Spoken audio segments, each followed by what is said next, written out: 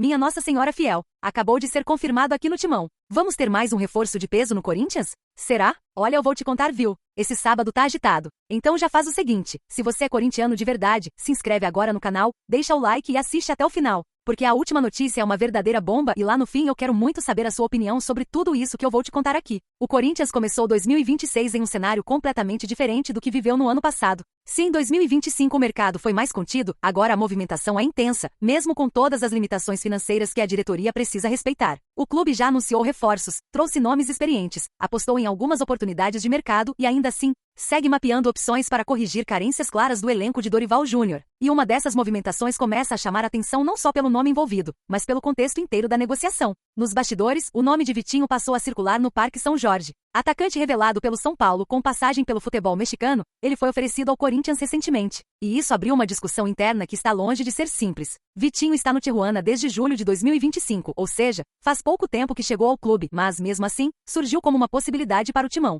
O que chama atenção e pesa bastante nessa análise são as condições. A informação que chegou à diretoria é clara. Vitinho poderia chegar sem custos de transferência e com um salário considerado acessível para a realidade atual do clube. Em um Corinthians que precisa contar moedas, esse detalhe muda tudo. Mas calma, isso não significa que exista negociação avançada ou decisão tomada. Pelo contrário, o Corinthians trata esse assunto com extrema cautela. Internamente, o entendimento é de que qualquer contratação precisa ser muito bem pensada, principalmente quando se fala em um jogador que não vive um grande momento recente. Vitinho se destacou no São Luís, também do México, onde acumulou números respeitáveis. Foram 101 jogos, 18 gols e 8 assistências, atuando principalmente pela ponta direita. É um jogador de velocidade, de profundidade, que pode oferecer algo diferente ao ataque. Porém, quando a gente olha para o presente, o cenário muda um pouco. No Tijuana, Vitinho ainda não conseguiu engrenar. Foram 11 partidas até aqui, sem gols e sem assistências. Isso, obviamente, gera dúvidas. A avaliação interna passa por entender se o problema é de adaptação, contexto coletivo, estilo de jogo ou se estamos falando de um atleta que já atingiu seu teto. E no Corinthians de hoje, qualquer aposta precisa ter um risco muito calculado.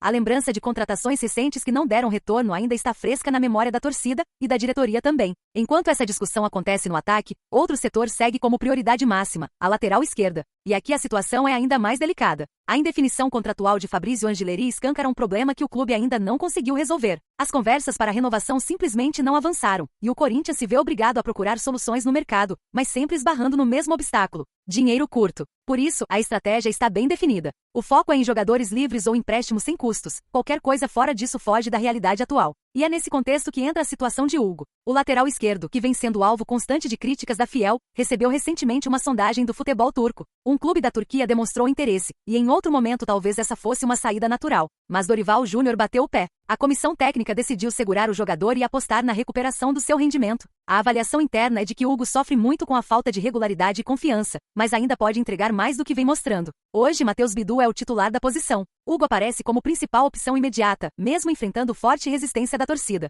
A atuação dele na derrota para o Red Bull Bragantino no Campeonato Paulista pesou bastante. Ali, Hugo foi titular e acabou simbolizando, para muitos torcedores, a fragilidade defensiva daquele jogo. Mas internamente a leitura é mais profunda. Dorival e seus auxiliares acreditam que, com sequência e respaldo, o lateral pode retomar um nível aceitável, algo que já apresentou em outros momentos da carreira. Desde que chegou ao Corinthians, em 2024, Hugo soma 72 partidas com a camisa alvinegra. Não marcou gols, mas distribuiu 6 assistências, todas no primeiro ano. Ele tem contrato até o fim da temporada, o que também pesa na decisão de não negociá-lo agora. Liberar o jogador neste momento poderia significar abrir mais uma lacuna em um setor já carente, algo que o Corinthians simplesmente não pode se dar ao luxo de fazer. Enquanto isso, o calendário não para e traz desafios importantes. Um deles envolve um acordo curioso entre Corinthians e Santos. Os clubes acertaram uma troca de mando de campo, e o Timão vai estrear no Brasileirão jogando na Vila Belmiro, no dia 28 de janeiro, contra o Bahia de Rogério Ceni. Em contrapartida, o Santos atuará na Neoquímica Arena alguns dias antes pelo Paulistão. É um acordo que resolve questões logísticas, mas que também chama atenção pelo simbolismo.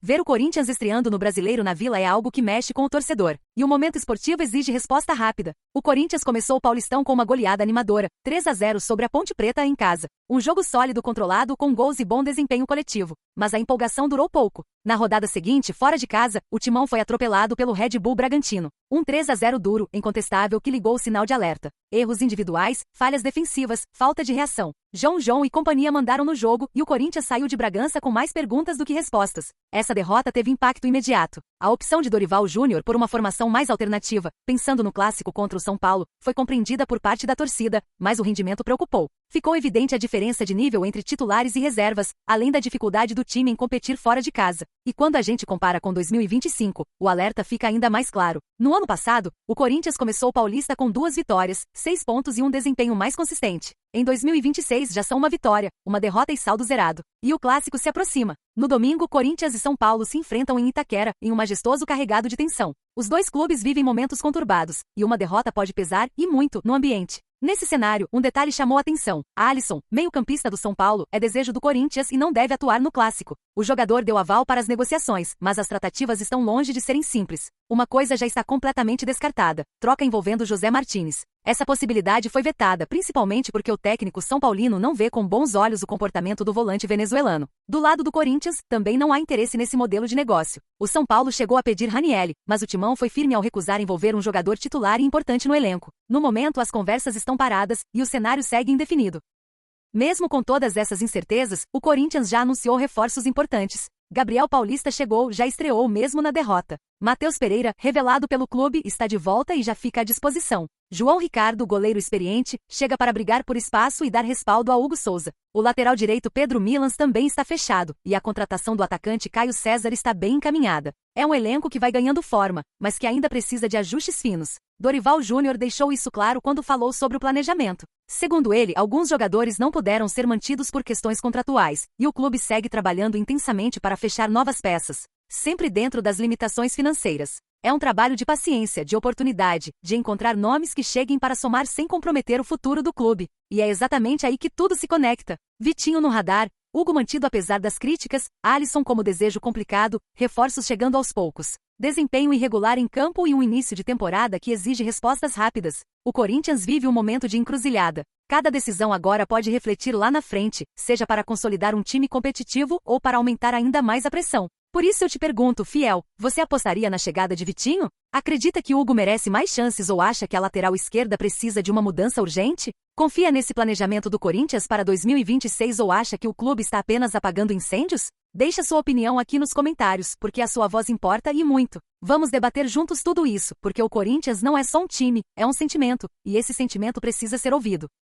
E para fechar essa história, tem mais um capítulo importante que ajuda a explicar muita coisa do que a gente está vendo agora no Corinthians. Nos bastidores, o clube vive um verdadeiro choque de gestão com a saída de Fabinho Soldado e a chegada de Marcelo Paz para comandar o departamento de futebol. E isso não é detalhe pequeno, não. Desde que assumiu, Marcelo Paz mudou completamente a forma de conduzir as negociações. A palavra de ordem agora é controle financeiro absoluto, pé no chão e respeito total ao orçamento. Negócios que estavam andando, como a tentativa de renovação do Maicon e até a situação do Angileri, simplesmente esfriaram com a nova condução. Fabinho tinha um perfil muito mais próximo do elenco, falava a língua do vestiário, resolvia muita coisa no diálogo. Já Marcelo Paz vem com uma postura mais técnica, mais fria, mais empresarial. Isso muda o clima, muda o ritmo e muda até a paciência nas negociações. Com ele nada anda se não estiver 100% alinhado juridicamente e financeiramente. Isso explica, inclusive, porque o Corinthians ainda não anunciou Pedro Milans e Caio César. Os dois estão praticamente fechados, mas o clube só vai soltar quando toda a documentação estiver perfeita. Milans já assinou, falta só burocracia. Caio César depende de detalhes do empréstimo. É um Corinthians mais cauteloso, mais travado. E agora eu quero saber de você. Essa mudança de perfil na gestão é o caminho certo ou pode custar caro dentro de campo? Comenta aí.